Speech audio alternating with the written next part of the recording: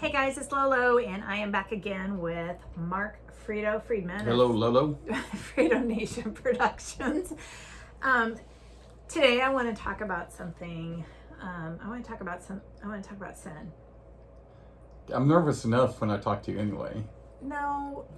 I want to talk about something that I taught a class on a few weeks back. And I want, you probably know because you're strong in your faith and you're deep in Bible reading and devotion, but do you realize, or have you realized in the past, that if, say I'm at Market Street, okay, and I'm pushing my groceries out and I see someone struggling to get their groceries in their trunk, and I look at them and I walk past them, did you realize that's a sin? I had no idea that's a sin.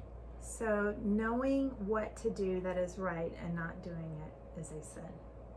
Okay, that makes sense. Did you buy that? I'll buy that. That does make sense. Because I know it's not even wrong. It's just not right, like the way you put it. Well, I just didn't realize, honestly, in my own heart and my own studying, that something that simple could be a sin. I mean, I always go for the big deadly sins, and the things the commandments say I should and shouldn't do. That's kind of where a lot of people think. So they don't realize that. They don't realize, like, not paying a bill on time is a sin. I guess I want to open... Breaking a promise. Yeah, I want to open awareness a little more about the things we do every day or may consider doing every day that we shouldn't, because every sin is the same size.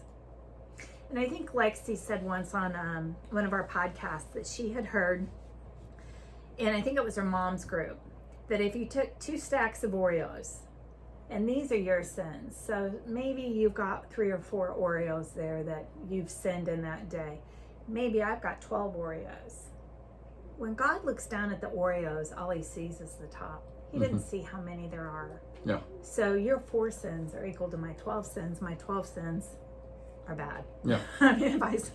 But I guess let's just talk a little bit about, and let's examine some of the things that are little things that are sins. Like when we talk about someone else, not in a positive light. Or if we dodge somebody. And I'm telling you. You're getting real personal here. Well, I'm going to tell you, I want you to rethink sin with this conversation. So how many times have you... 1,000. Okay. Had your phone ring, you look at it, and you put it down. I'm not going to talk to that person. I may have done that 4 times in the last hour. That's because we're doing a podcast. Okay. That's not a sin. Okay. So how do you know what that person on the other end needs? They'll leave a voicemail. So you're postponing helping them if they need help. Yes. That's a sin. I feel like, and you'll be a good to banter this with me. I feel like if someone is picking up the phone, and maybe it's just because I'm in a ministry and I see some different things. I feel like if someone is picking a phone up and calling me, they need me for something.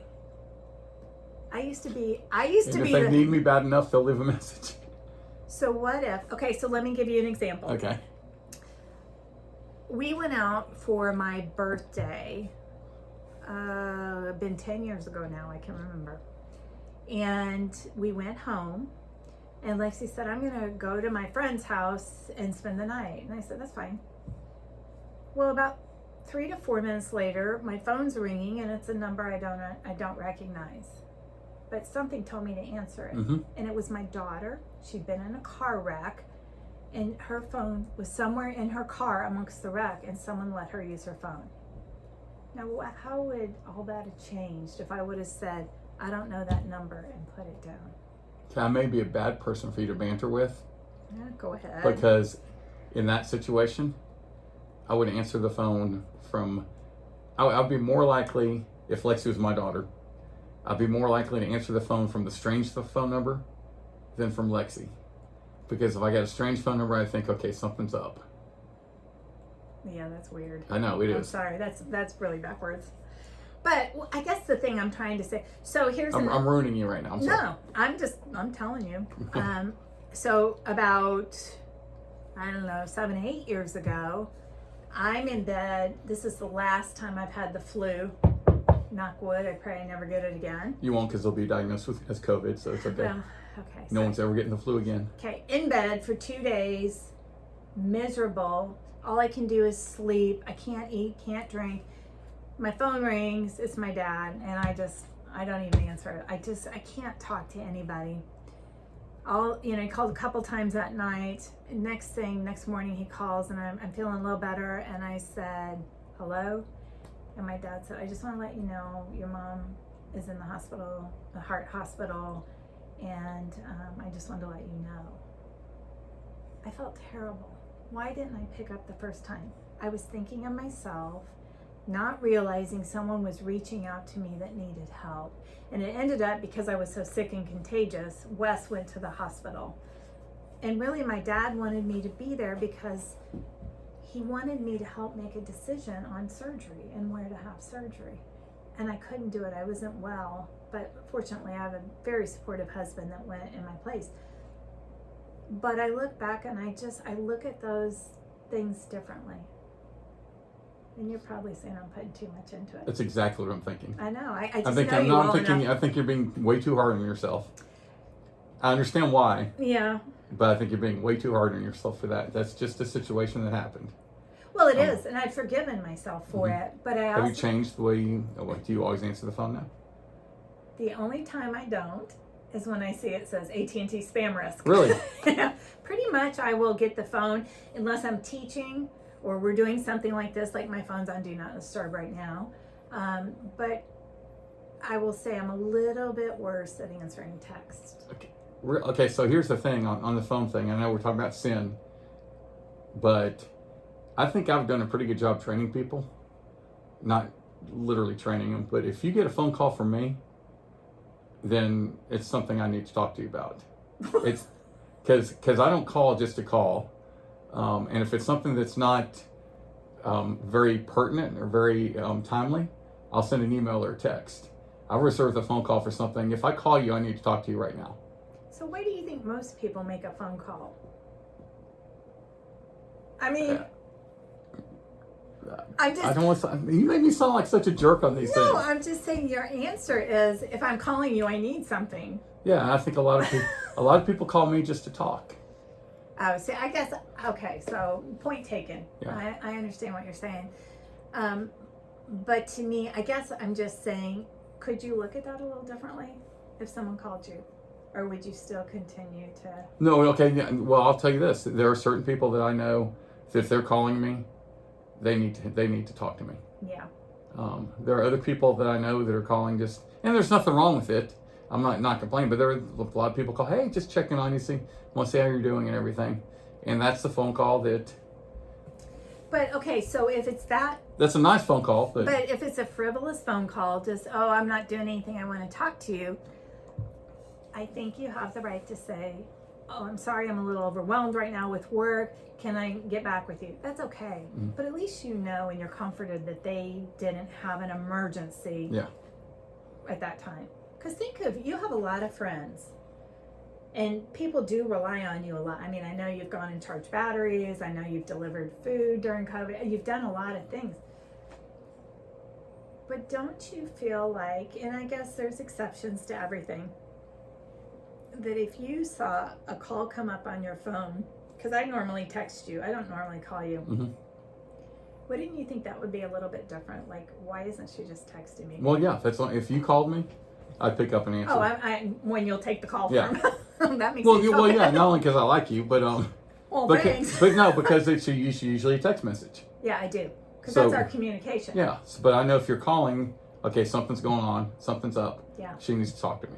Yeah, and I guess that's just a realization I've come to probably in the last year. It hasn't always been that way, but to me, I want people to look at things a little differently, because there's so many people that say, well, sin is murder, adultery, breaking the 10 Commandments. Yeah, or the 7 deadly sins, you know, which I fall into some of those. Gluttony. How many times do we overeat? You know, sloth. How many times have I been lazy? You know. I'm telling you, in all my quiet time, I don't like that term either. By the way, quiet time. I don't know why I don't like that. Who says that? Do I say that? No, you don't say that. Okay. Well, you may. I mean, I don't say quiet time. People of faith, they have their quiet time during, Oh, okay. I got your reference. during, in the morning where it's just them and the Lord, or, and okay. during my quiet time, I'm always, or during any silent prayer that I say, I'm always recognizing and admitting, hey, I fall short. Mm-hmm. I fall short of what I'm supposed to be. Mm-hmm. We all do. Mm-hmm. And all we can do is, try and recognize that and improve and get better each and every day. I never thought of not answering a phone call as a sin, though. You're putting that in perspective.